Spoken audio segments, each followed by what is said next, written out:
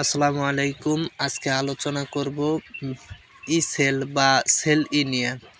এই ই সেল এবং সেল ই দুইটার কাজ একই। এতে রয়েছে ভিটামিন ই প্লাস সেলেনিয়াম। এই ই সেল পাখিকে কোন কোন সময় খাওয়ানো হয় বা পাখির জন্য ব্যবহার করতে হয়? আপনারা জানেন যে কোয়েল পাখি ৩৫ থেকে ৪০ বা ৪৫ দিনের মধ্যে ডিম পাড়া শুরু করে। তাই ডিমে আসার শুরু থেকেই প্রায় ১ সপ্তাহ আগে থেকেই পাখিকে ইসেল দিতে হয়, যেন ভিটামিন ই এবং সেলেনিয়ামের ঘাটতি না পড়ে পাখির।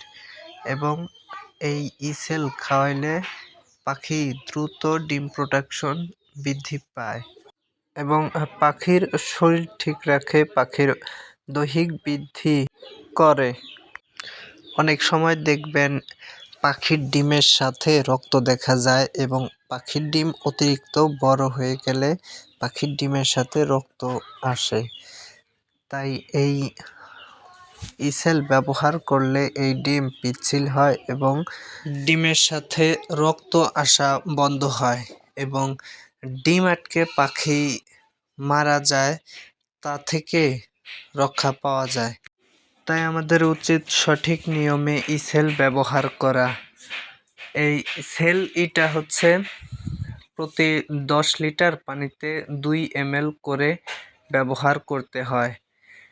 প্রথমে পাখি ডিমে আসার আগে থেকে 1 সপ্তাহ আগে থেকে ব্যবহার করলে 6-7 দিন ব্যবহার করতে হয় এবং তার পরবর্তীতে পাখি ডিম পাড়া অবস্থায় চলে আসলে বা ডিম পারছে এমন সময় পাখিকে সপ্তাহে 2 দিন থেকে 3 দিন ইসেল ব্যবহার করবেন, যেন ভিটামিন ই এর অভাব না হয়। আমার ভিডিওগুলো ভালো লাগলে চ্যানেলটিকে সাবস্ক্রাইব করুন এবং যে কোনো পরামর্শ নিতে ভিডিওর কমেন্ট বক্সে কমেন্ট করুন। ইনশাআল্লাহ যে কোনো সমস্যার সমাধান দিতে পারবো। সকলে দোয়া করবেন যেন আমার ব্যবসায়ে আল্লাহ বারাকা দান করে।